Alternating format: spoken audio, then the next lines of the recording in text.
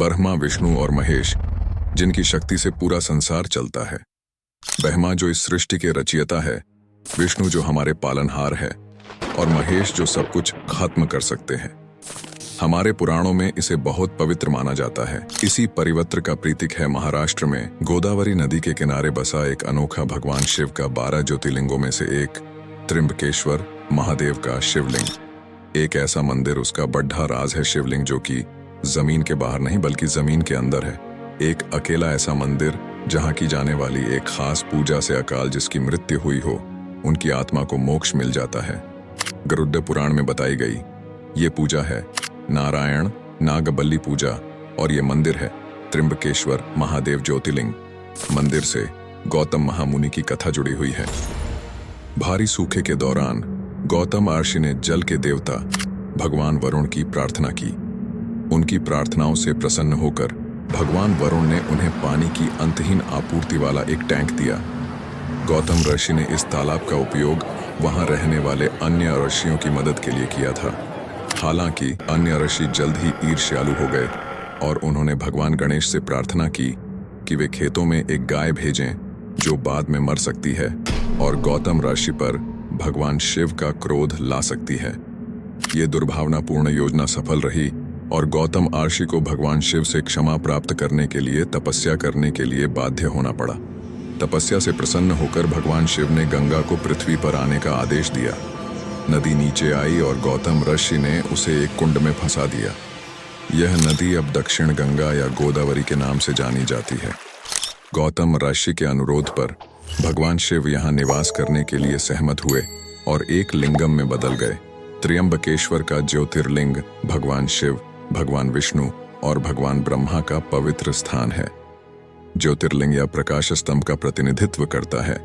यह दिव्य ज्योतिर्लिंग भारत का एकमात्र ज्योतिर्लिंग है जो न केवल भगवान शिव बल्कि भगवान विष्णु और भगवान ब्रह्मा का भी प्रतिनिधित्व करता है।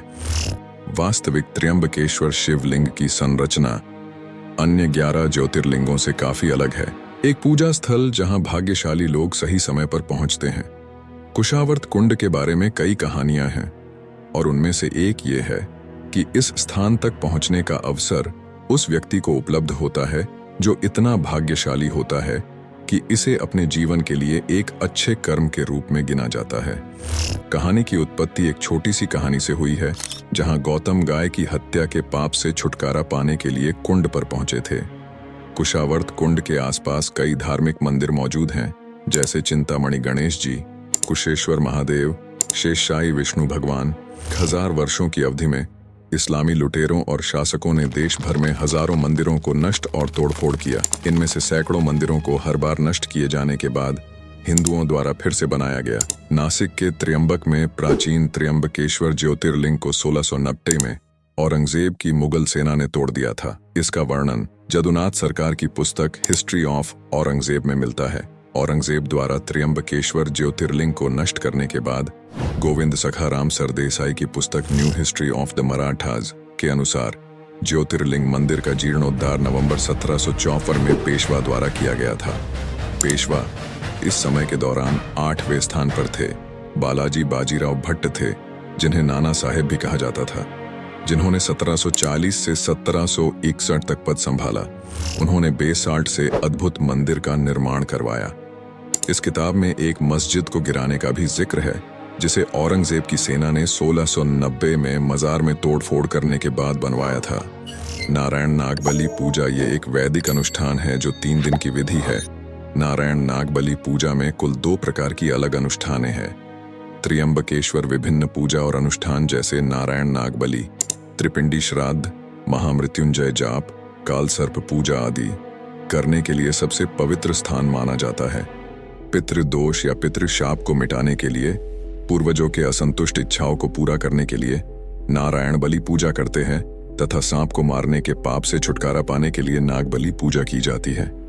इस पूजा प्रक्रिया में गेहूं के आटे से बने सांप के शरीर पर अंतिम संस्कार किया जाता है। इन सब के अलावा और चीज है जो इस मंदिर को खास बनती है। सिंहस्थ यानी कुंभ का मेला। सिंहस्थ का आयोजन भारत में 4 जगह होता है: प्रयागराज, हरिद्वार, उज्जैन और नासिक।